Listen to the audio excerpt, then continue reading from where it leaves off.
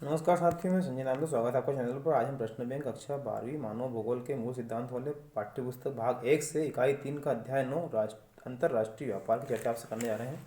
साथियों, मैं यहाँ पर आपको बताऊँ कि मैं ऑब्जेक्टिव टाइप के क्वेश्चन की चर्चा बाद में करूँगा।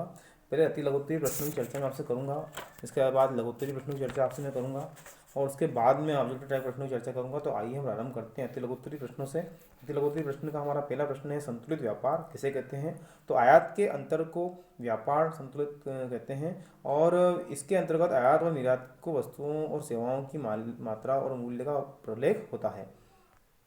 अगला हमारा है, अंतर्राष्ट्रीय व्यापार किसे कहते हैं? इसके प्रकार लिखिए। तो जब व्यापार दो से अधिक देशों के बीच होता है तो उसे अंतर्राष्ट्रीय व्यापार कहते हैं। इनमें बेचने वाले और खरीदने वाले अलग अलग देश के निवासी होते हैं। यह व्यापार का विकास देशों के औद्योगिक दशाओं एवं आकार तथा उनमें रहने वाले व्यक्तियों की खरीदी की जो क्षमता आदि है उस पर निर्भर करता है। तो द्विपार्श्विक व्यापार और बहुपार्श्विक व्यापार इस प्रकार से होते हैं। आगे हम चलें, विश्व व्यापार संगठन के कोई दो कार्य लिखिए। अगला हमारा प्रश्न है, तो सन 1948 में निर्मित गेट का रूपांतरण सन 1995 में विश्व व्यापार संगठन के रूप में कर दिया गया था। यह एकमात्र ऐसा अंतर्राष्ट्रीय संगठन है जो राष्ट्रों के बीच वैश्विक नियमों का व्यवहार करता है। यह विश्वव्यापी व्यापार तंत्र के लिए नियमों को नियत करता है और इसके सदस्य देशों के मध्य विवादों का निपटारा करता है। विश्व व्यापार संगठन दूरसंचार और बैंकिंग जैसी सेवाओं तथा अन्य विषयों की जैसे बौद्धिक संपदा अधिकार के व्यापार को अपने कार्यों में सम्मिलित करता है। इस तरह से हमारा अगला प्रश्न है, रेशम मार्ग की कोई दो विशेषताएं हमको बताएं। तो रेशम मार्ग की लंबी दूरी के कारण व्यापार का एक आरंभिक उदाहरण है। 6000 किलोमीटर लंबे मार्ग के सहारे रोम को चीन से जोड़ता है। व्यापारी जो है भारत, ईरान और मध्य एशिया के मध्यवर्ती स्थानों में चीन में बने रेशम, रोम की ऊन व बहुमूल्य धातुओं तथा अन्य अनेक महंगी वस्तुओं का परिवहन करते थे। अंतर्राष्ट्रीय व्यापार में जल परिवहन के कोई दो उदाहरण महत्व हमको बताना है। तो परिवहन के समस्त साधनों में जल परिवहन एक सस्ता साधन है, क्योंकि इसके लिए मार्ग का निर्माण करने की आवश्यकता ही नहीं पड़ती। इस परिवहन के माध्यम से यात्रियों एवं भारी भरकम सामानों को विश्व के किसी भी देश में पहुंचाए जा सकते हैं। इस परिवहन में जल का संघर्ष स्थल बहुत अपेक्षाकृत बहुत कम होता है और यह ऊर्जा लागत अपेक्षा होती है। इस प्रकार इसलिए यह अत्यंत लाभकारी सिद्ध होता है। हमारा इस प्रकार से छठा प्रश्न आता है, मार्ग पत्तन की कोई दो विशेषताएं। तो मार्ग पत्तन या विश्राम पत्तन ये ऐसे पत्तन हैं जो मुख्य समुद्री मार्गों पर विश्राम केंद्र के रूप में होते हैं, जहाँ पुनः ईंधन भरने, जल लेने या खाद्य सामग्री के लिए ठहर जाते हैं। उदाहरण के लिए अदन और होनोलुलु होलोलुलु और सिंगापुर।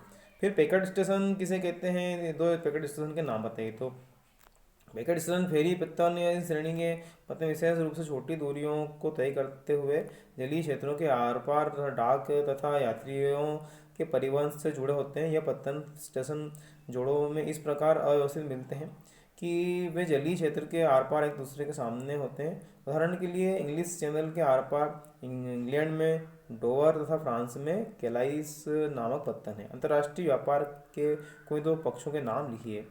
तो इस प्रकार से उसका उत्तर हो जाएगा, अंतर्राष्ट्रीय व्यापार के दो, व्यापार का परिणाम, ये मात्रा। तो मात्रा की इस तरह से इसका यहाँ पे आप अपने इसको स्क्रॉल करके दिखा देता हूँ, क्योंकि बड़ा हो जाएगा हमारा वीडियो, इसलिए आप इसको शांति से पढ़ते हुए जाइएगा। मैं रोक करके दिखा रहा हूँ। व्यापार की दशा हो जाएगी इस तरह से। अब हमारे लघुत्तरीय प्रश्न के आ जाते हैं। प्रश्न जो हमारे उनको देख लेते हैं। अंतर्राष्ट्रीय व्यापार के कोई तीन आधार। तो अंतर्राष्ट्रीय व्यापार के पहला आधार राष्ट्रीय संसाधनों में भिन्नता, जनसंख्या कारक, और इस प्रकार से जनसंख्या कारक में सांस्कृतिक कारक, जनसंख्या का आकार, आर्थिक विकास। और प्रश्न क्रमांक 2 हमारा आ जाता है, अंतर्राष्ट्रीय व्यापार के कोई तीन महत्व लिखिए। तो यहाँ पर पहला महत्व हो जाएगा ये, अंतर्राष्ट्रीय व्यापार से वस्तुओं की सेवाओं को विश्वव्यापी उपलब्धता रहेगी। दूसरा महत्व और ये तीसरा महत्व हमारा हो जाएगा। फिर हमारा प्रश्न क्रमांक 3, विकासशील देशों की अंतर्राष्ट्रीय अर्थव्यवस्था में मुक्त व्यापार की प्रतिकूलता के कोई तीन प्रभाव लिखिए। इसका प्रभाव हो जाएगा इस तरह से। सेकंड पार्ट, अंतर्राष्ट्रीय व्यापार की कोई तीन दोष लिखना है। तो हानियां मतलब उसकी, तो जो हानियां हैं पहली, दूसरी, तीसरी, ये आप देख पा रहे हैं, ये हानियां हो जाएगी हमारी। अगला प्रश्न है हमारा, ऋणात्मक व्यापार संतुलन तथा धनात्मक व्यापार संतुलन में कोई तीन अंतर। तो आप अंतर भी आपको इस तरह से यहाँ पर देख लेना है, ये हमारा अंतर हो जाएंगे। प्रश्न क्रमांक 6, किसी देश की आर्थिक व्यवस्था में व्यापार का महत्वपूर्ण योगदान होता है। विभिन्न आर्थिक क्रियाकलापों के से उदाहरण देकर व्यापार के कोई 3 महत्व हमको बताना है। तो ये इसके 3 महत्व हो जाएंगे। व्यापार के विकास में परिवहन की कोई 3 प्रभाव लिखना है, तो ये हमारे प्रभाव हो जाएंगे 3। इसका स्क्रीनशॉट आप ले लीजिएगा यहाँ से। 8वां प्रश्न हमारा है, प्रादेशिक व्यापार समूह का गठन क्यों किया गया, इनके कोई 2 मुख्य उद्देश्यों को बताना है। तो ये इसका उत्तर हो जाएगा। तो साथियों, आज के अंक में इतना ही। अगली इकाई के साथ हम अगले वीडियो में प्रस्तुत होंगे। यहाँ मैंने ऑब्जेक्टिव प्रश्नों की चर्चा आपसे बिल्कुल भी नहीं की है, क्योंकि मैं जानता हूँ कि आपके पास ऑब्जेक्टिव प्रश्नों के उत्तर आसानी से उपलब्ध होते हैं। इसलिए अब हमने यहाँ पे आपसे 2 नंबर 3 नंबर के प्रश्नों की चर्चा की है।